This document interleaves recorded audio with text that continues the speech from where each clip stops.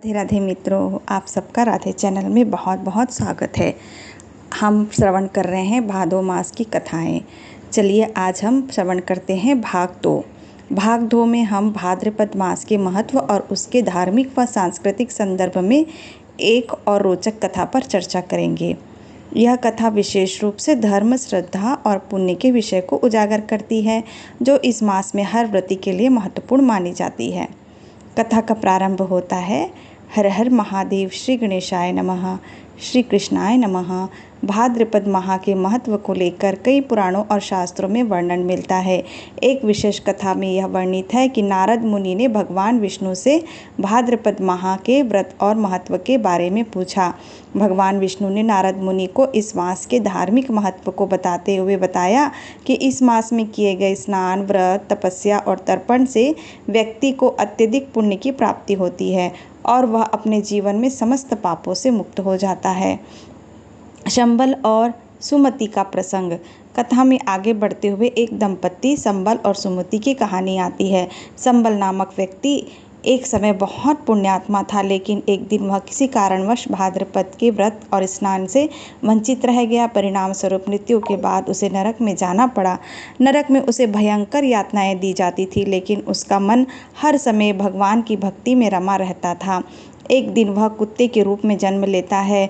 अब वह कुत्ता भाद्रपद के महीने में नर्मदा नदी में स्नान करने जाता है। स्नान के बाद उसे एक दिव्य रूप और भगवान विष्णु की कृपा प्राप्त होती है, अतः वह वैकुंठ में पहुंच जाता है। इस कथा से यह शिक्षा मिलती है कि इस मास में किए गए स्नान और व्रत से पुण्य की प्राप्ति होती है, चाहे व्यक्ति इस दौरान किसी रूप में हो। कथा का समापन तब होता है जब भगवान विष्णु नारद मुनि से कहते हैं कि इस माह में किए गए किसी भी धार्मिक कार्य से बहुत बड़ा पुण्य मिलता है। विशेष रूप से इस माह में किए गए दानी कार्य, स्नान, व्रत, पूजा और तर्पण सभी जीवों के कष्टों को समाप्त करने और उन्हें स्वर्ग की प्राप्ति में सहायक होते हैं। व्रत विधि और महत्व। भाद्रपद मास में विशेषकर दशमी, अमावस्या और पूर्णिमा के दिन विशेष पूजा विधि की जाती है। इस दौरान व्रती संकल्प लेकर हर दिन स्नान करते हैं, भगवान विष्णु की पूजा करते हैं और पितरों को तर्पण अर्पित करते हैं। यह मास उपवास और पुण्य कार्यों के लिए श्रेष्ठ माना जाता है। खासकर पद्म पुराण और विष्णु धर्मोत्तर पुराण के में इसका उल्लेख है। इसी मास में कई तीर्थ स्थलों पर विशाल यज्ञ और महापूजन आयोजित किए जाते हैं, जो पुण्य और भक्ति के सर्वोत्तम साधन माने जाते हैं। भाद्रपद मास के महत्व के साथ इस कथा में ये प्रमुख बातें उभरकर सामने आती है।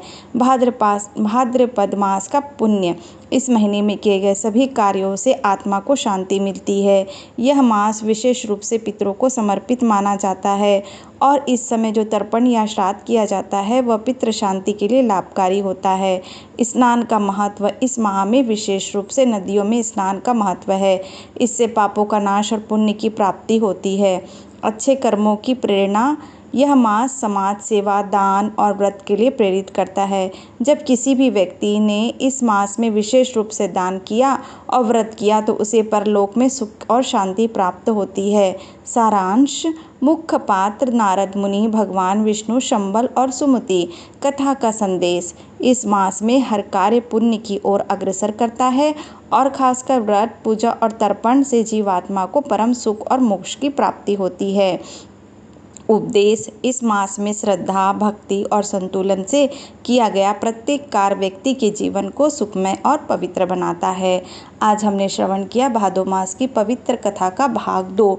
अगले के अध्याय को श्रवण करने के लिए हम फिर से अगले भाग में मिलेंगे। तब तक के लिए राधे राधे।